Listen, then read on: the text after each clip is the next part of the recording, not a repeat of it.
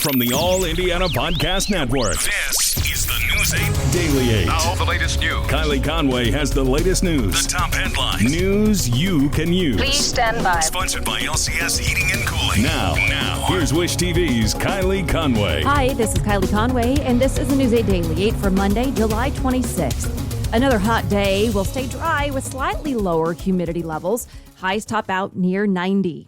And this morning, there were two more shootings in Indianapolis after a very violent weekend.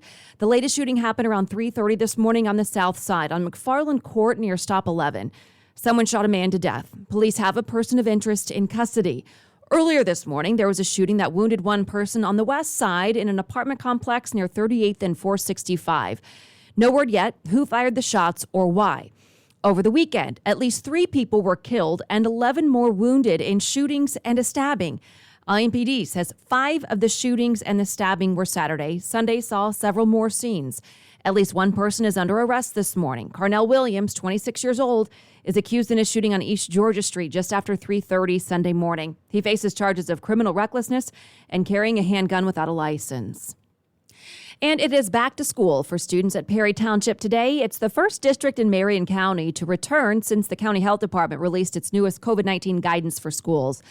The Marion County Health Department says students and staff who are unvaccinated should mask up indoors. At Perry Township, the district says masks are optional inside K through 12. The principal and staff rolled out a red carpet for the students, for the kids as they get to school this morning. The staff was dressed in tuxedos, just wanting to build enthusiasm for the students after last year being so unpredictable due to COVID. All of our buildings will be doing something as their students return to say, hey, we're glad to have you back and get started for this 21-22 school year. Is COVID still at top of mind? Obviously, it'll be on a topic all school year long. And, we'll be monitoring our cases and making adjustments as we are mask optional right now for our students. But as everyone knows, a federal mandate, you have to have a mask on a school bus. So we're telling all of our parents, make certain each day that your student has a mask with them in case we have a need within a classroom to have our students mask up. When it comes to the Marion County Health Department, they say students should maintain a social distance of 3 feet. Plus, the department recommends masks be worn indoors for all unvaccinated students, teachers, and staff, as well as any individual with an underlying condition, regardless of vaccination status. And top health officials say America's vaccination rate is not enough to stop the spread of the Delta variant.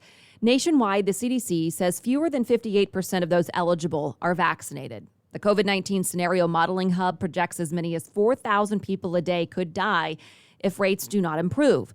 Dr. Anthony Fauci talked about the possibility. If you look historically at the modeling that has been done over the last 18 months, for the most part, it's been pretty accurate. So I'm not so sure it would be the worst case scenario, but it's not going to be good. We can't say anymore, well, it's the old people who are going to die. It's young people now who are coming in very sick. Fauci says the administration may issue new mask recommendations even for those who are vaccinated and booster shot advice for people with compromised systems. And Indiana University is planning to honor Dr. Fauci. The school says Fauci will get this year's Ryan White Distinguished Leadership Award for his work during the pandemic and for his prior work in preventing HIV and AIDS. Ryan White was the Central Indiana teenager who was a pivotal early figure in the AIDS crisis. A virtual award ceremony is set for December. And Wish TV's medical expert and former Surgeon General is asking the CDC to clarify its mask guidance recommendations. Dr. Jerome Adams says the CDC's latest mask guidance has confused people and frustrated businesses and public health officials. And your public health officials who don't have a good way of knowing, or your businesses who don't have a good way of knowing who's vaccinated or not, they're going to find that they have no other choice but to call on more people to mask it. And the CDC needs to give those businesses, those health officials, a little bit of cover by clarifying the guidance that they have out there. Adams is hammering home the message on Twitter. His newest post says, "My tweets have been more negative than usual lately because I'm convinced we've learned little and are actually going backwards in this pandemic." Friends and family will pay their respects to a longtime Brownsburg Little League coach who died last week. Visitation for Rick Green Sr. is from 4 to 7 at Matthews Mortuary. The Brownsburg Little League Baseball organization shared on social media that Green died Friday after a 5-month battle with pancreatic cancer. He helped coach the Little League All-Star team for more than 20 years. The city's 12 and under All-Star team dedicated its win yesterday to Green. They beat Silver Creek 1-0 to become state champions. Former players of Green, who now coach themselves, say the win was a great way to honor his memory.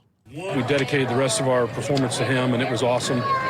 Really felt like he was there with us today. And the 2001 sign is for Williamsport. We've got another round we've got to win to get to Williamsport. We've got to win 2 more games, and then we can go to Williamsport. Brownsburg now heads to the Great Lakes Regional Tournament, which starts on August 9th. The tournament will be played at the brand new facility that just opened in Whitestown. And now to infrastructure optimism on Capitol Hill. Lawmakers are indicating that a new deal could be just hours away. The bipartisan group hammering out the details spent the weekend working on the measure. Lead Republican negotiator, Ohio Senator Rob Portman, says all sides are about 90% there, with the last 10% hinging on how to pay for mass transit projects. Democrats in the negotiations say they're optimistic the new version can get enough Republican support to pass. We're down to the last couple of items, and I think you're going to see a bill Monday afternoon. The flurry of new negotiations follows a failed test vote last week on the current version of the bill.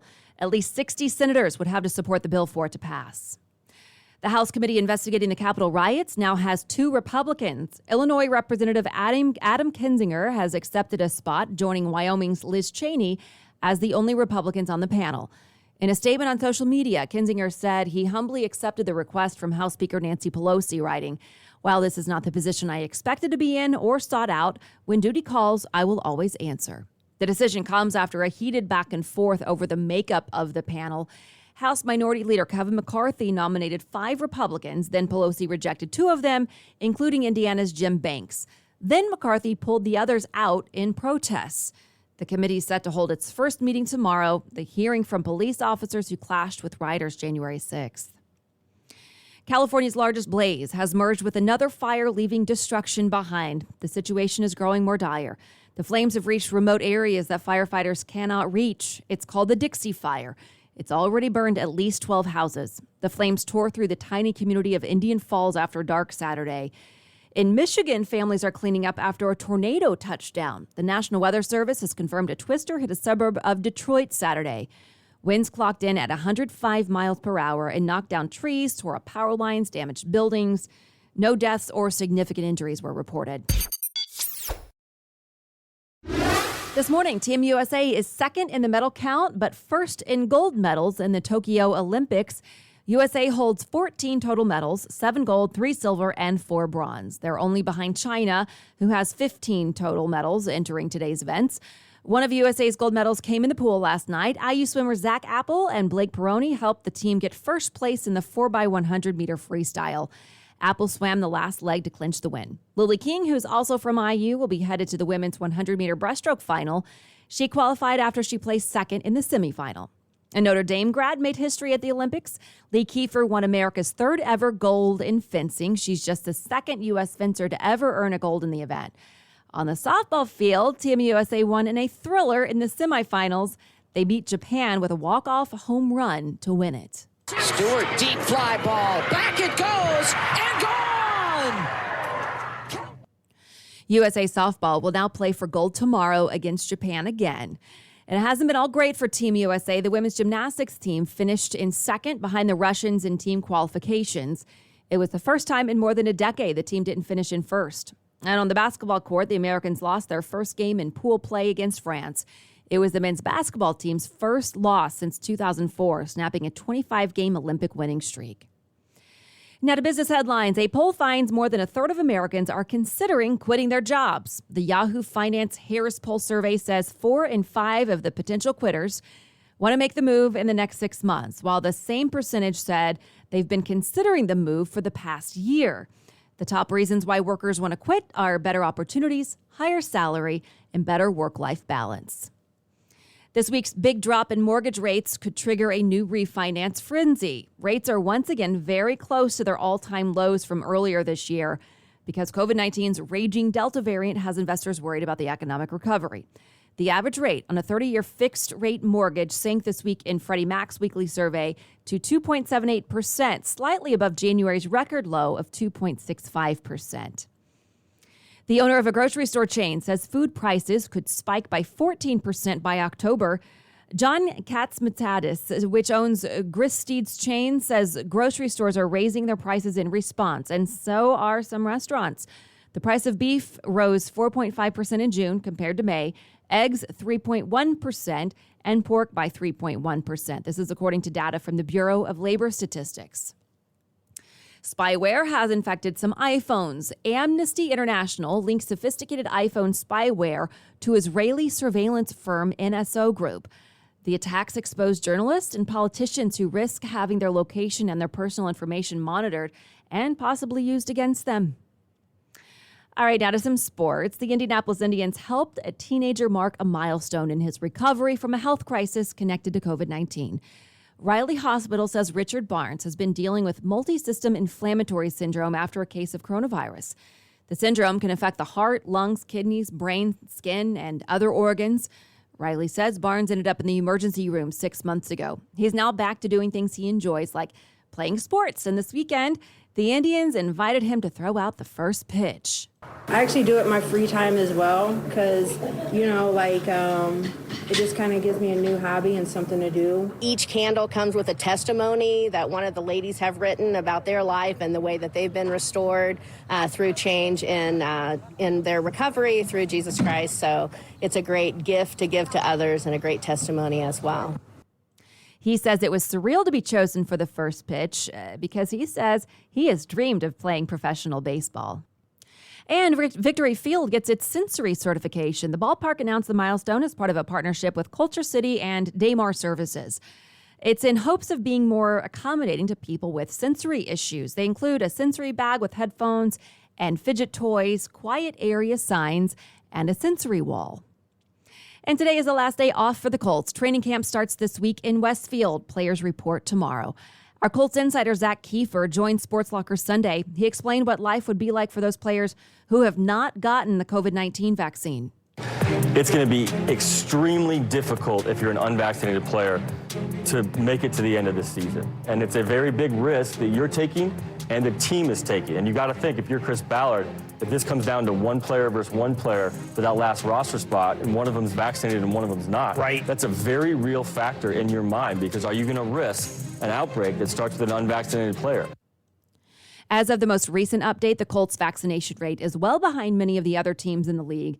Team owner Jim Irsay is now urging everyone in the organization to get the shot. An Indiana conservation officer races to the rescue, saving a woman who is stranded near French Lick. The department says that the woman had a fishing lure stuck in her leg. She was able to get back to shore and was treated for her injuries. In Wayne County, 2 people missing for nearly 9 hours on the Whitewater River are safe.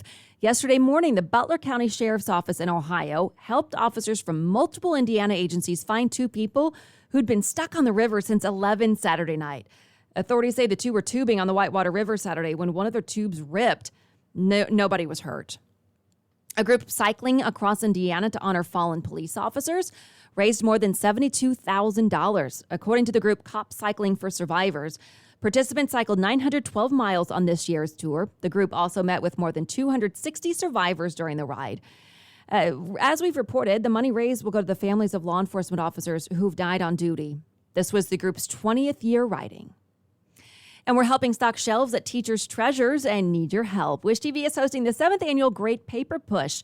The group helps put supplies in classrooms throughout Indianapolis. Last year, we raised more than $37,000 plus a truckload full of school supplies. We want even more this year. Go online right now to wishtv.com. Under the community tab, you can find a link to donate. You can also find a link where you can form your own collection team. Also, you can find a full list of sponsor locations if you'd just like to drop off some new school supplies. This has been your News 8 Daily 8 for Wish TV. I'm Kylie Conway. Online at wishtv.com and follow us on Facebook when you search Wish TV. The News 8 Daily 8 is sponsored by LCS Heating and Cooling. Be sure to like and subscribe to this podcast. The News 8 Daily 8 with Kylie Conway. And be sure to discover even more great podcasts now at allindianapodcastnetwork.com.